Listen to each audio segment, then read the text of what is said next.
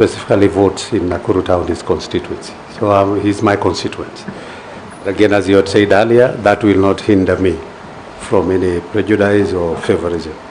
So we will do our work as a committee member. Thank you, Chairman. Naisula Lesuda, MP Samburu West. Robert Mbui, MP Kadhiani, Deputy Leader of the Minority Party.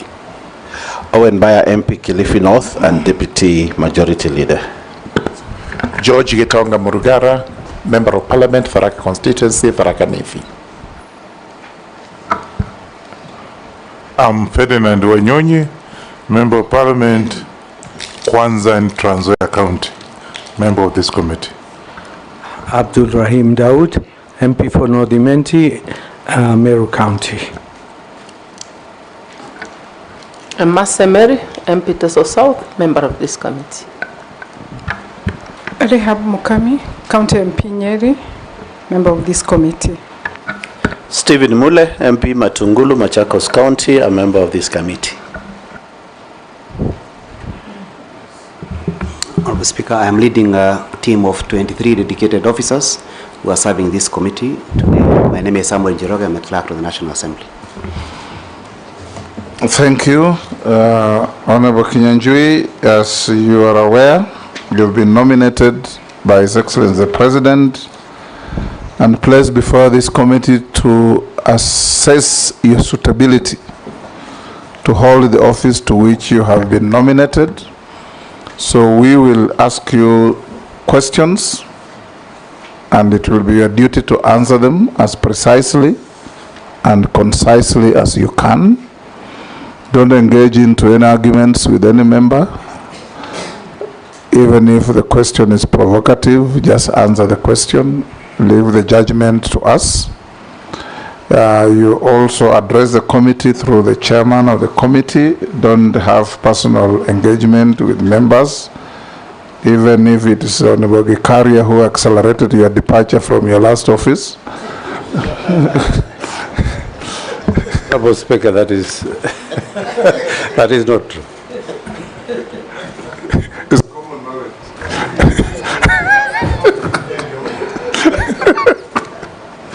Gikaria, you want to deny what is obvious? It's with a light touch, but you know where the facts lie.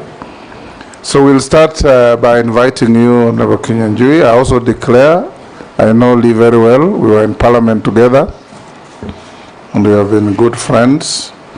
That notwithstanding, we will ask you every question that is relevant to establish your suitability or otherwise to hold this office.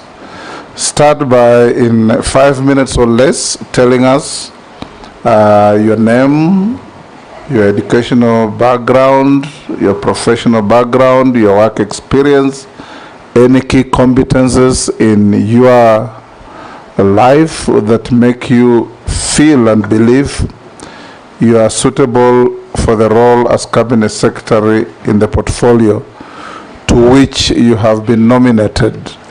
Before you start, I invite Honorable Mishimbogo to go on record by introducing herself. My apology, Honorable Chairman, I was praying. My name is Honorable Mishimboko, MP for Likoni, Mombasa County. Thank you. Go ahead. Thank you, Mr. Chair. Allow me to take this opportunity first to express my gratitude for the opportunity to serve my country, or to be nominated to serve my country by the President. And I really want to say that I take this as a very solemn moment. We don't always get time to serve our country. So I come here in that context, and also wish to confirm that you have conferred me the title of CBS. I hold no such title. So thank you for that. Quickly going to myself, I want to say I'm a graduate of Kenyatta University, and I studied education, English and literature. I'm therefore a proud graduate of one of our local universities, and I say through my experience in Kenyatta University, I have come to see the value of education, especially education in our universities that prepared us to meet and conquer the whole world. So I think that's about my study at the university. When I got to work, I have not worked for government for long. I taught briefly and then went to the corporate sector, where I worked in the oil industry before venturing into private business. In the year 2006, I vied in a by-election in Nakuru. I did not succeed, but the following year, which was a general election, I vied, succeeded, and was elected Member of Parliament for Nakuru Town. Then included East and West was one constituency.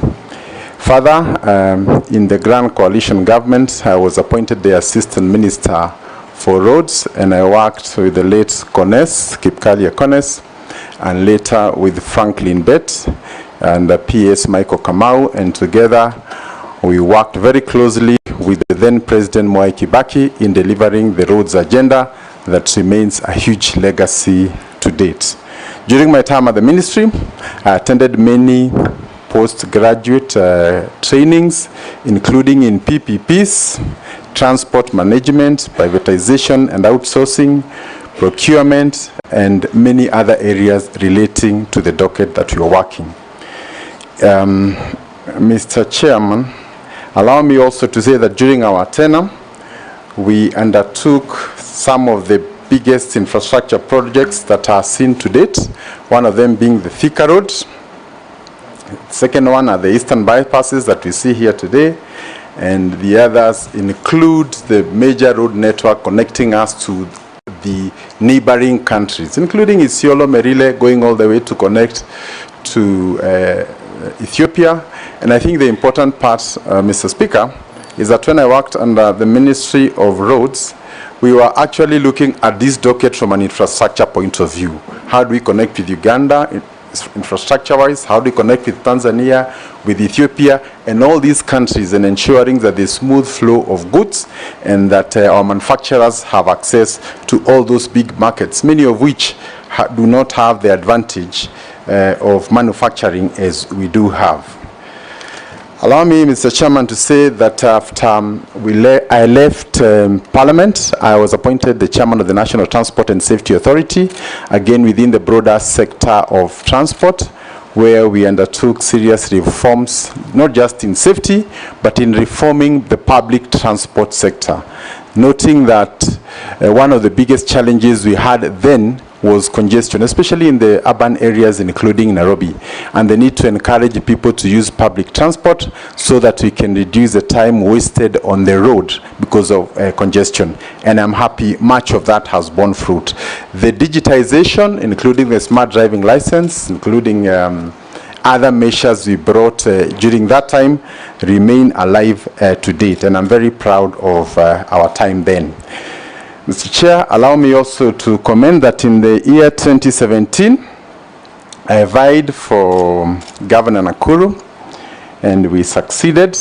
And between the year 2017 and 2022, we were Governor Nakuru together with many others. I was not alone, including my deputy, Dr. Eric Korir. But I think what is most significant is that we made our contribution, and I'm happy to note that Nakuru was voted best in healthcare in 2 consecutive years. We also had our town, Nakuru, elevated into a city in the year 2021. And in the same year, I was voted the most business-friendly governor in Africa. And we take pride in some of this because they inform why we are also seated here today. Between the year 2022 to date, I retreated to my private business and had the opportunity to experience the country from the other side. And I say that because it is also important that when we discuss public policy, we also discuss it from where the public sees it.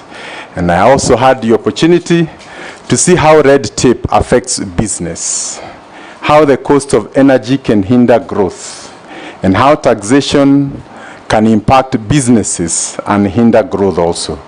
I also had experiences on how pending bills can bring businesses down, can impact on growth, and also how the management or mismanagement of politics can affect business across the country. So, Mr. Speaker, I say that I have sat both in Parliament, I've sat in the executive, I've also been at the county, and I've also sat on the Mwananchi bench, and therefore, coming into this conversation, we will be ready to work from all angles. Thank you. Thank you. I'll invite the Deputy Speaker to be the first to ask a question. Okay. Honorable Kinyanjui, I just have 3 related questions.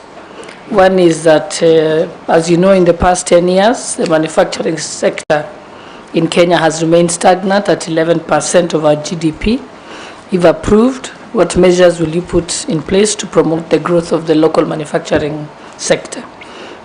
Also, there is the challenge of the influx of substandard counterfeit and contraband products into the local market through various border points, and this has reduced also the market share of locally manufactured goods. Again, I'd like to know the strategies that you'd put in place to curb that. Also, scrap metal industry in Kenya meets a huge demand in both the local and international markets, and it contributes to about 0.6% of Kenya's exports. If approved, what policies will you implement to ensure that this trade grows, but also strike a balance with safeguarding against vandalism? Thank you. Go ahead.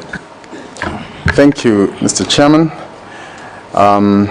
Allow me to start by looking at the question of manufacturing in the lens of the sessional paper number 10 by the then Minister for Commerce, Dr. Gikonyo Kiano, in 1963, and the plan to make Kenya an industrial hub, encourage Africanization, and more importantly, protect our markets from external flooding by the developed and industrialized nations. But, Mr. Chairman, I want to confirm that in spite of that great dream, not much of it has been achieved. It is true that the contribution of manufacturing to GDP is in the range of about 7, which remains low even compared to some of our neighbors within the broader Africa region. And therefore, Mr. Chairman, it will be important for us as we get into this critical office to look at the foundational causes of why manufacturing has remained low.